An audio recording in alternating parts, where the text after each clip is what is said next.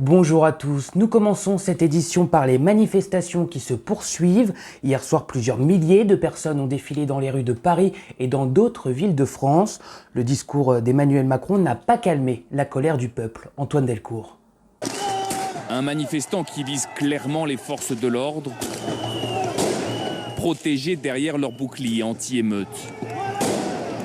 Image hier soir, détention en marche du cortège à Bordeaux. Ici, ces jeunes récupèrent des bouteilles en verre pour les jeter sur les policiers.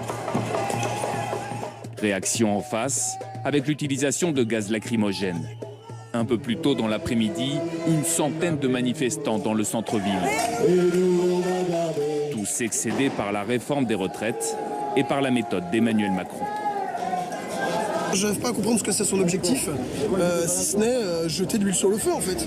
Comment il pourrait calmer les gens en disant que tout va bien, il ne se passe rien, de toute façon c'est lui qui décide. Là j'ai aménagé mes horaires de travail aujourd'hui pour pouvoir être présent, pour pouvoir montrer qu'on a des idées, qu'on a des valeurs et qu'on reste mobilisé.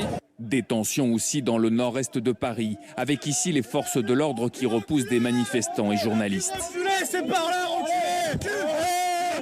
Quelques poubelles brûlées et une circulation bloquée dans le 9e arrondissement de la capitale.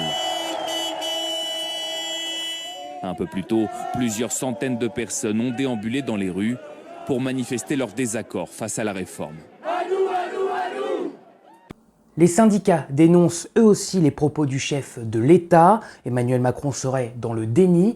Pourtant, lors de son intervention hier, il tend la main aux représentants syndicaux. Jordan Klein. 35 minutes de questions-réponses sur la réforme des retraites, mais une interview qui ne convainc pas l'opposition. Du Rassemblement national à la France insoumise, le message esquissé par le président de la République est loin d'être à la hauteur des attentes. Le président a mis le feu à la maison et fermé toutes les portes. Et il espère qu'on va se laisser cuire comme ça, non? Il fallait faire autre chose. Et autre chose, encore une fois, il n'y avait pas 50 possibilités, c'est le référendum ou la dissolution. Pour les Républicains, pas question d'aider la majorité ou d'accepter un semblant de main tendue. Nous ne sommes pas là pour servir de support ou de roue de secours. Côté syndicat, l'opposition va se poursuivre. Il déplore le manque de considération à la fois pour les travailleurs, mais aussi pour les manifestants.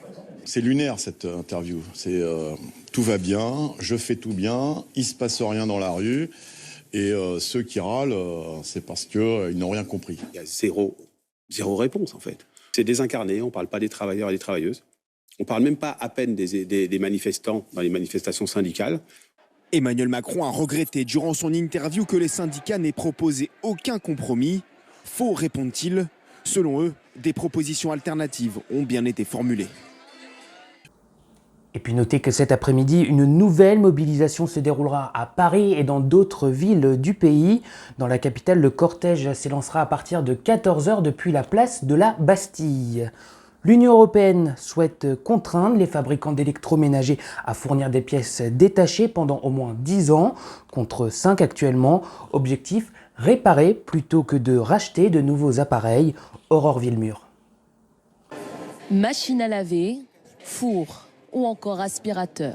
Une fois en panne, beaucoup de Français ont tendance à jeter ces appareils.